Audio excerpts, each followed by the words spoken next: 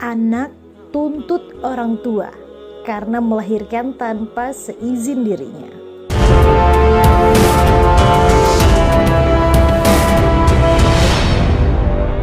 Hai mantaners, kali ini kita mengupas tentang anak-anak yang menuntut orang tuanya.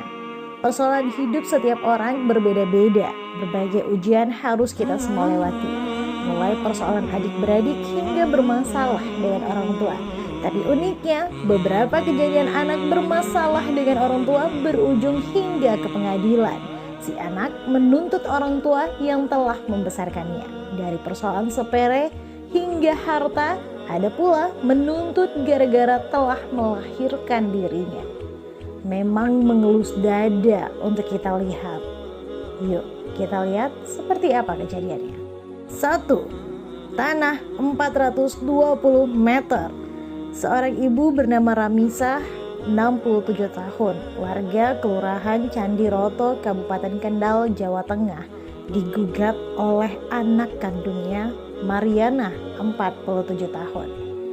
Kasus ini dimulai karena pertikaian perihal masalah tanah warisan. Tanah itu merupakan warisan dari mendiang suaminya, Nyaman, yang telah meninggal tahun 2011 lalu. Di tanah seluas 420 meter persegi yang disengketakan pula, Ramisah membangun sebuah warung kecil dan gubuk sederhana untuk bertahan hidup.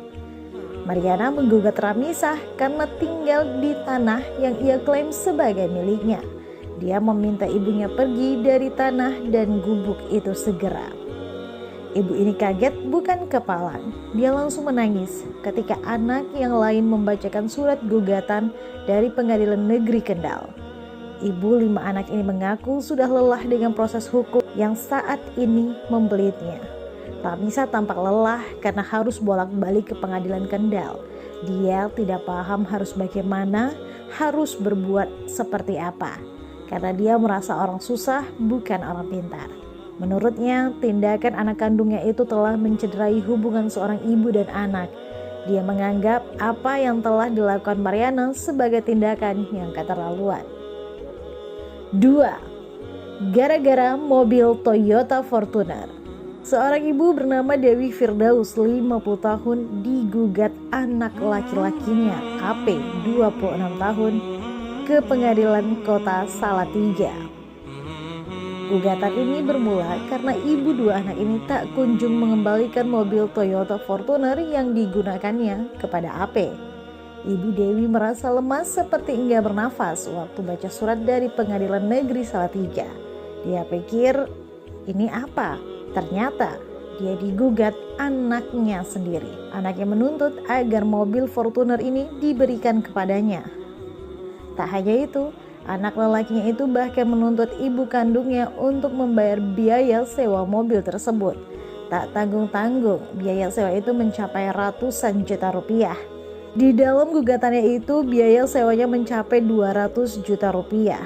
Itu dihitung sejak pertama beli pada bulan Februari 2013 sampai Dewi digugat. Dewi mengatakan jika tidak bisa membayar uang sewa itu, maka AP akan menjadikan rumah ibunya yang berada di Manyaran, Kota Semarang itu sebagai jaminan. Dewi ini pun menangis dengan suara terisak penuh luka di hatinya. 3. Karena tanah warisan 3.874 meter.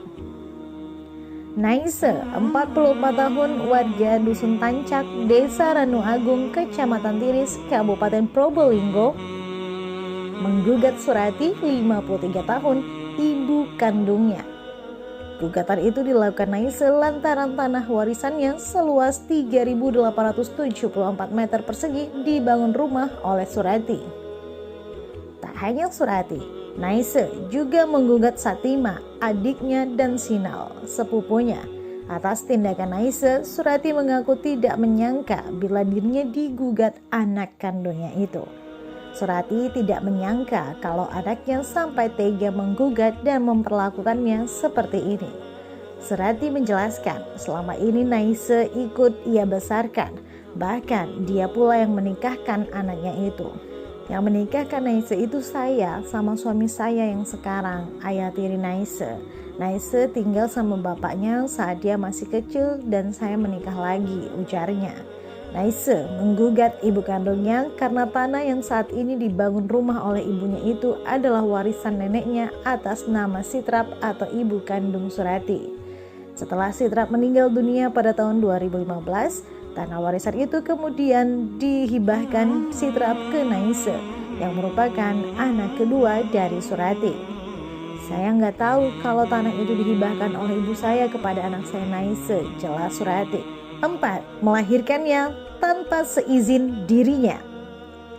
Pengusaha Mumbai, Rafael Samuel, mengatakan adalah suatu kesalahan untuk melahirkan anak ke dunia karena mereka kemudian harus menghadapi penderitaan seumur hidup.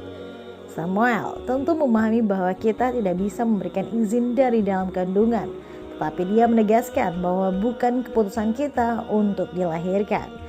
Jadi, karena kita tidak diminta untuk dilahirkan, kita seharusnya dibayar sepanjang hidup menurutnya.